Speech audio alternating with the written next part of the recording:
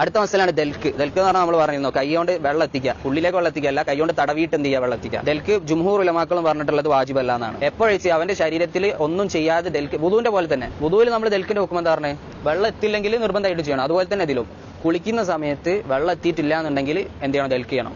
ഇനി അതല്ലാതെ തന്നെ ഒരാൾ ഷവറിന്റെ ചോട്ടിലൊക്കെ കുളിക്കുകയാണെന്നുണ്ടെങ്കിൽ ചിലപ്പോൾ എന്ത് ചെയ്യാം, ബാക്കിലുള്ള സ്ഥലങ്ങളിലൊക്കെ എന്ത് ചെയ്യാം, ഒന്നും ചെയ്യാതെ തന്നെ വെച്ച് കൊടുത്താൽ നേരെ വെള്ളമാവും. അപ്പോൾ ശരീരം മസാജ് ചെയ്യാതെ, കൈകൊണ്ട് മസാജ് ചെയ്യാതെ തന്നെ വെള്ളം എത്തുന്നുണ്ടെങ്കിൽ നിർബന്ധമില്ല. അതല്ലാന്നുണ്ടെങ്കിലോ നിർബന്ധമാവും. അപ്പൊ അതാണ് എന്ത്, ഈ മസാജ് ചെയ്യുന്ന തടവീറ്റ് വെള്ളം കൈകൊണ്ട് തടവീറ്റ് കുളിക്കുന്നതിന്റെ വിധി. അടുത്ത മസലാണ് ഇദാ അഹ്ദസ അസ്നാ അൽ വുദു. ആരുടെങ്കിലും വുദു മുറിഞ്ഞ് എന്തിന്റെ ഇടയിൽ, കുളീന്റെ ഇടയിൽ, അത് അവന്റെ കുളീനെ ബാധിക്കില്ല. പക്ഷെ അവൻ എന്ത് ചെയ്യണം, അവസാനം വുദു എടുക്കണം. ഒരു ഉദാഹരണത്തിന് ഒരാൾക്ക് കീഴ്വായു പോയെന്ന് വിചാരിക്കുക കുളീന്റെ ഇടയിൽ, അങ്ങനെയാണെങ്കിൽ അവൻ കുളി ഇനി ഫസ്റ്റ് തൊട്ട് തുടങ്ങണോ, വേണ്ട, അവന്റെ കുളീനെ ബാധിക്കില്ല അത്. പക്ഷെ അവൻ എന്ത് ചെയ്യണം, വുദു എടുക്കണം. ഇപ്പൊ ഏതുപോലെ ഇപ്പൊ മസ്സുൽ ഫർജ് വാജിബാണ്, വുദു മുറിക്കുന്ന കാര്യമാണ് എന്ന് പറയുന്ന ആളുകളാണെങ്കിൽ എന്ത് ചെയ്യും, ഇപ്പൊ ഇടയിൽ തൊട്ട് കഴിഞ്ഞാൽ അവസാനം എന്ത് ചെയ്യേണ്ടി വരും, വുദു എടുക്കേണ്ടി വരും.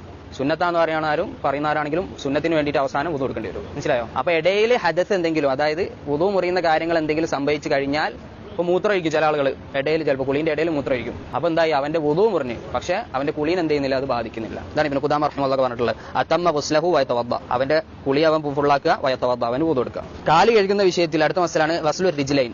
ഒക്കെ നമ്മൾ പറയുന്നത് എന്തിലാണ്, ഇപ്പോ ഗുസ്ലുൽ ജനാബയിൽ സാധനമാണ്. ഫസ്റ്റ് ആയിഷ റളിയല്ലാഹു ഫസ്റ്റിൽ തന്നെ കഴുകിയിട്ടുണ്ട്. രണ്ടാമത്തെ മൈമുന റളിയല്ലാഹു ഹദീസിൽ ഏറ്റവും അവസാനം വിട്ട് നിന്ന് മാറിയിട്ടാണ് എന്ത് ചെയ്തിട്ടുള്ള, കാല് കഴുകിയിട്ടുള്ളത്. അപ്പോൾ ഇമാം നബി റഹിമഹുള്ളാഹി പറഞ്ഞിട്ടുള്ള എന്താണ്, വഖദ് സബതൽ അംറാനി ഫി സ്വഹീഹ് മീൻ ഫിഅലി റസൂലുള്ളാഹി സ്വല്ലല്ലാഹു അലൈഹി വസല്ലം. രണ്ട് കാര്യങ്ങളും നബി സ്വല്ലല്ലാഹു അലൈഹി വസല്ലമയുടെ പ്രവൃത്തിയിൽ നിന്നും സഹീഹായിട്ട് വന്നിട്ടുണ്ട്. നമ്മൾ പറഞ്ഞു ബുഖാരിയിലും മുസ്ലിമിലും വന്നിട്ടുണ്ട്. രണ്ട് കാര്യങ്ങളും നബി സ്വല്ലല്ലാഹു അലൈഹി വസല്ലം തുടക്കത്തിൽ വുദു എടുത്തതായി, കാല് കഴുകിയതായിട്ടും കുളീന്റെ അവസാനത്തിൽ കാല് കഴുകിയതായിട്ടും എന്ത് ചെയ്തിട്ടുണ്ട്, വന്നിട്ടുണ്ട്. ഇതിൽ ഏതാണ് മുസ്തഹബ്, ഫസ്റ്റിലാണോ അവസാനത്തിലാണോ എന്നുള്ളതിൽ ഖിലാഫുണ്ട്. ഷെയ്ഖ് സായിദ് ഹഫിദുല്ലാഹ് തെരഞ്ഞെടുത്തിട്ടുള്ള എന്താണ്, ഉസാബി ഹഫിദുല്ലാഹ് അദ്ദേഹം പറഞ്ഞിട്ടുള്ളത് മുഖയ്യറാണ്. മുഖയ്യർ എന്ന് പറഞ്ഞാൽ സെലക്ട് ചെയ്യുക, അവന് വേണ്ടി തിരഞ്ഞെടുക്കുക. കാരണം രണ്ടും നബി സ്വല്ലല്ലാഹു അലൈഹി വസല്ലം തൊട്ട് വന്നിട്ടുണ്ട്, രണ്ടും നബി സ്വല്ലല്ലാഹു അലൈഹി വസല്ലം തൊട്ട് വന്നിട്ടുണ്ട്. വേണമെങ്കിൽ തുടക്കത്തിൽ കാല് കഴുകുക, അല്ലെങ്കിൽ അവസാനം കാല് കഴുകുക. എന്നാൽ അവസാനം നമ്മൾ ഇതിന്റെ മുന്നത്തെ ദർശനം എവിടെ ഒന്ന് പറഞ്ഞതായിട്ട് ഞാൻ ഓർക്കുന്നുണ്ട്, നബി സ്വല്ലല്ലാഹു അലൈഹി വസല്ലം വുദുവിന്റെ കുളീന്റെ അവസാനത്തിൽ വുദു ചെയ്തതായിട്ട് സ്ഥിരപ്പെട്ടിട്ടില്ല.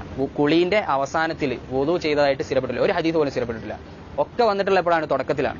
ഇപ്പൊ നമ്മൾ പറഞ്ഞിട്ടുള്ള എന്ത് മാത്രമാണ്, കാല് കഴുകുന്ന മാത്രമാണ്.